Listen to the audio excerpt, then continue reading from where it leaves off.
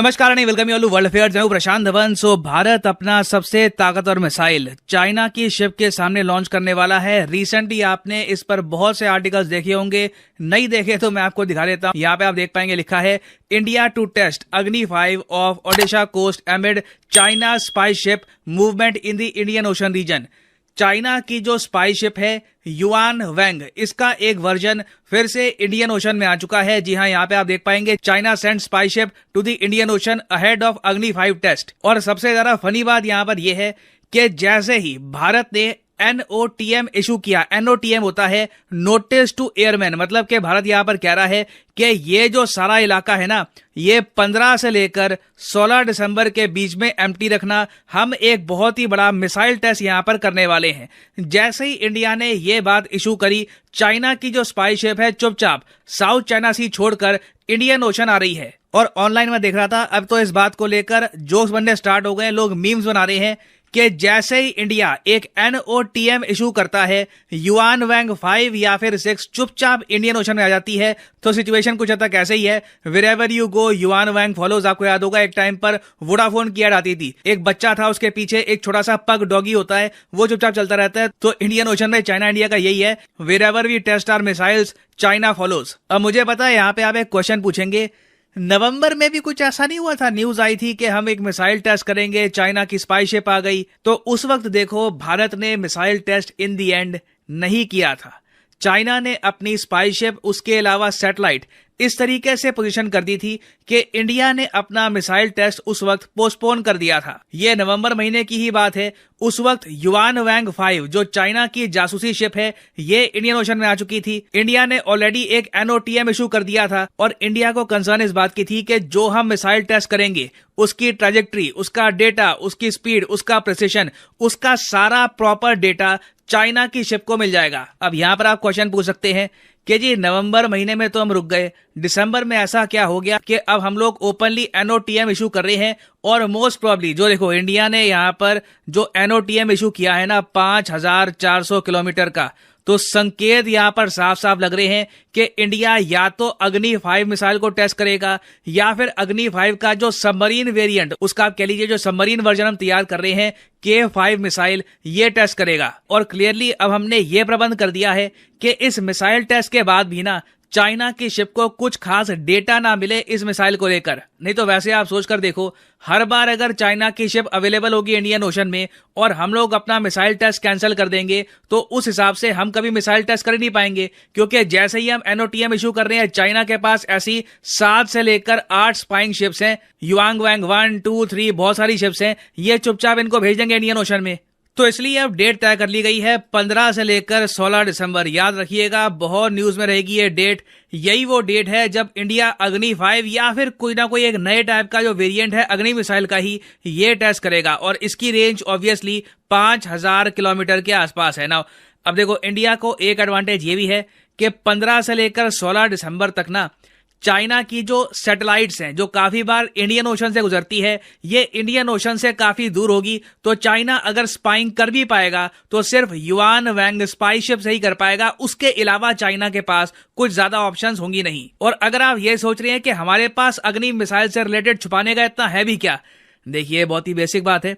अग्नि मिसाइल आपको पता होगा, इसकी रेंज हमने ऑपरेशनल रेंज बता रखी है 5000 किलोमीटर।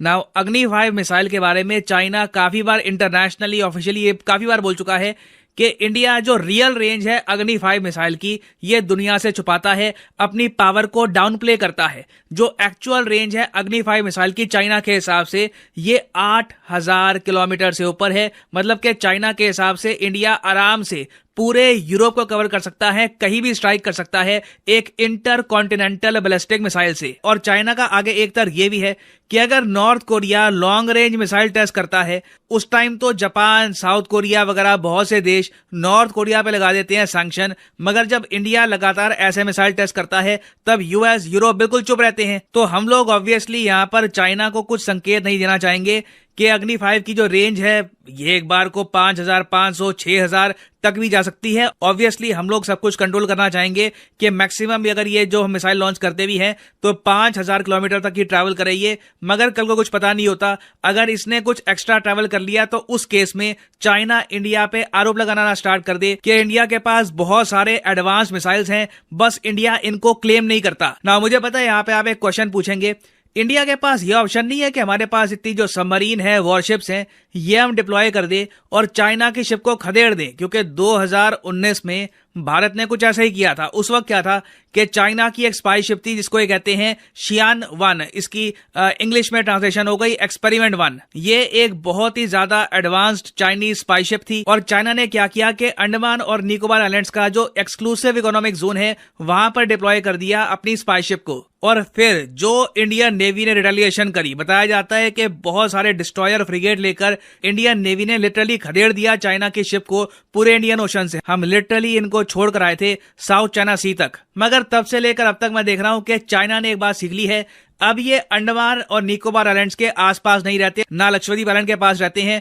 ये लोग मोस्टली रहते हैं हम्बनटोटा पोर्ट के पास। हम्बनटोटा पोर्ट आप कह लीजिए एक बहुत ही इंपॉर्टेंट कवर देता है चाइनीज शिप्स को इंडिया पर जासूसी करने के लिए। तो यहाँ पे ऑब्वियसली आपका क्वेश्चन आएगा, तो हम लोग कर क्या सकते हैं अगर जैसे ही ये मिसाइल टेस्ट करने लगे? क्योंकि देखो अनाउंसमेंट तो करनी पड़ेगी, ऐसे तो है नहीं कि 1 घंटे पहले इंडिया ने लाउड स्पीकर में बोल दिया कि मिसाइल टेस्ट करने वाले हैं, फिर मिसाइल टेस्ट कर लिया। क्योंकि इसके लिए जैसे मैंने आपको बताया प्रॉपर क्लियरेंस चाहिए होती है, आपको आसपास के देशों को बताना होता है कि हम एक मिसाइल टेस्ट करने वाले हैं, उस वक्त कोई प्लेन वगैरह फ्लाई मत करना।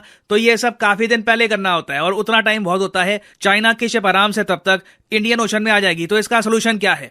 देखिए सोल्यूशन है पेट्रोल। और जब मैं पेट्रोल कहता हूं तो गाड़ी में जो पेट्रोल डलता है वो नहीं, मैं यहां पर कह रहा हूं निगरानी वाला पेट्रोल। पेट्रोलिंग आपको पता होगा, एक पॉइंट से दूसरे पॉइंट पर लगातार आप अगर मार्चिंग करते हो या फिर आप निगरानी रखते हो तो उसको कहा जाता है कि आप पेट्रोलिंग कर रहे हो एक एरिया की। आपने काफी बार देखा होगा पुलिस की पेट्रोलिंग चलती है रात को। तो हाल ही में भारत ने फ्रांस के साथ मिलकर 1-2 बार पेट्रोलिंग करी है सदर्न इंडियन ओशन में, मगर मेरे हिसाब से काफी नहीं है।